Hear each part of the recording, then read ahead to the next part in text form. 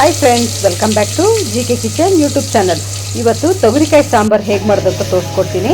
ಹಸಿ ತೊಗರಿಕಾಯಿ ಸೀಸನಲ್ಲಿ ಮಾಡಿಕೊಂಡ್ರೆ ಸಾಂಬಾರು ತುಂಬಾ ಚೆನ್ನಾಗಿ ಬರುತ್ತೆ. ಒಂದು ಪಾತ್ರೆ ಇಟ್ಕೊಂಡು ಅದಕ್ಕೆ ಎಣ್ಣೆ ಹಾಕಿ ಸಾಸಿವೆ ಚೆನ್ನಾಗಿ ಸಿಡಿದ ಮೇಲೆ ಬೆಳ್ಳುಳ್ಳಿ, ಈರುಳ್ಳಿ, ಕೊತ್ತಂಬರಿ ಸೊಪ್ಪನ್ನ ರುಬ್ಬಿ ಆ ಪೇಸ್ಟ್ನ ಒಗ್ಗರಣೆಗೆ ಹಾಕೋಬೇಕು. ಚೆನ್ನಾಗಿ ಮಿಕ್ಸ್ ಮಾಡಿದ್ಮೇಲೆ ಸ್ವಲ್ಪ ಕರಿಬೇವು ಸೊಪ್ಪು, ಆಲೂಗೆಡ್ಡೆ, ಬದನೆಕಾಯಿ ಹಾಕ್ಕೊಂಡು ಚೆನ್ನಾಗಿ ಒಂದ್ಸತಿ ಮಿಕ್ಸ್ ಮಾಡ್ಕೊಳ್ಳೋಣ. ರುಬ್ಬಿರೋಂಥ ಮಿಕ್ಸಿ ಜಾರ್ಗೆ ಆಪಲ್ ಟೊಮೆಟೊ ಹಣ್ಣು ಮತ್ತು ಸಾಂಬಾರು ಪುಡಿ, ಸ್ವಲ್ಪ ನೆನೆಸಿರೋಂಥ ಹುಣಸೆಹಣ್ಣು ಹಾಕ್ಕೊಂಡು ಅದಕ್ಕೆ ನೀರು ಹಾಕ್ಕೊಳ್ದಿರ ಗಟ್ಟಿ ರುಬ್ಕೋಬೇಕು. ನೋಡಿ, ಆಲೂಗೆಡ್ಡೆ, ಬದನೆಕಾಯಿಗೆ ನಾನು ಸ್ವಲ್ಪ ಉಪ್ಪು ಹಾಕ್ತಾ ಇದ್ದೀನಿ. ಯಾಕಂದರೆ ಹಸಿ ತೊಗರಿಕಾಯಿ ಕೂಗಿಸ್ಕೋಬೇಕಾದ್ರೆ ಅದಕ್ಕೂ ಸ್ವಲ್ಪ ಉಪ್ಪು ಹಾಕ್ಕೊಂಡಿದ್ದೀನಿ. ಉಪ್ಪು ಜಾಸ್ತಿ ಹಾಕ್ಕೊಂಡ್ರೆ ಚೆನ್ನಾಗಿ ಬರೋದಿಲ್ಲ.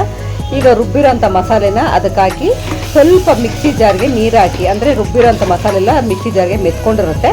ಆ ಮಿಕ್ಸಿ ಜಾರ್ಗೆ ಸ್ವಲ್ಪ ನೀರು ಹಾಕಿ ಕುದಿಯೋಕೆ ಇಟ್ಕೊಳ್ಳೋಣ. ಕುದಿಯೋಕೆ ಇಟ್ಕೊಂಡು ನೋಡಿ, ನಾನು ಆಲ್ರೆಡಿ ಇವಾಗ ತೊಗರಿಕಾಯಿನ ಬಿಡಿಸಿ ಒಂದು ವಿಷಲ್ ಅದಕ್ಕೆ ಉಪ್ಪು ಹಾಕಿ ಬೇಯಿಸ್ಕೊಂಡಿದ್ದೀನಿ. ಅದನ್ನು ಕೂಡ ಜೊತೆಗೆ ಹಾಕ್ಕೊಂಡು ನಮಗೆ ನೀರು ಎಷ್ಟು ಬೇಕೋ ಅಷ್ಟು ಹಾಕೋಬೇಕು. ಯಾಕಂದರೆ ಇವಾಗ ನಾನು ತೊಗರಿಕಾಯಿಗೆ ಮತ್ತು ಒಂದು ಅರ್ಧ ಮಿಕ್ಸಿ ಜಾರ್ ಕೂಡ ಹಾಕಿದ್ದೀನಿ ನೀರನ್ನ.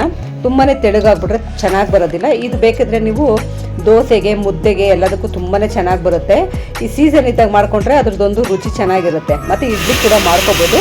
ನೋಡಿ, ಈ ಟೈಮಲ್ಲಿ ಕುದೀತಿರೋ ಟೈಮಲ್ಲಿ ನಾನು ಒಂದು ಅರ್ಧ ಒಳ್ಳ ತೆಂಗಿನಕಾಯಿನ ನುಣ್ಣಗೆ ರುಬ್ಬಿ ಹಾಕ್ಕೊಂಡಿದ್ದೀನಿ. ಚೆನ್ನಾಗಿ ಕುದ್ದು ಬದನೆಕಾಯಿಗೆ, ಆಲೂಗೆಡ್ಡೆಗೆ ಎಲ್ಲ ಮಸಾಲೆ ಇಟ್ಕೊಂಡು ಉಪ್ಪು, ಹುಳಿ, ಖಾರ ಎಲ್ಲ ಇದ್ದರೆ ಒಂದು ಚೆನ್ನಾಗಿ ಬರುತ್ತೆ.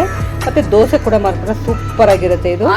ಆಮೇಲೆ ಚೆನ್ನಾಗಿ ಕುದಿಸ್ಕೋಬೇಕಾದಷ್ಟೇ. ಯಾಕಂದರೆ ಕಾಯಿ ಹಾಕಿದ್ಮೇಲೆ ನಾವು ಅದನ್ನು ಹಾಗೆ ಇಳಿಸ್ಕೊಂಡ್ಬಿಟ್ರೆ ಅಳಿಸೋಗ್ಬಿಡುತ್ತೆ. ಅದಕ್ಕೋಸ್ಕರ ಏನು ಮಾಡಬೇಕಂದ್ರೆ ಚೆನ್ನಾಗಿ ನೋಡಿ, ಈ ಟೈಮಲ್ಲಿ ಕುದೀತಿರೋಂಥ ಟೈಮಲ್ಲಿ ಆಫ್ ಮಾಡಿಕೊಂಡ್ರೆ ಸೂಪರಾಗಿರುತ್ತೆ.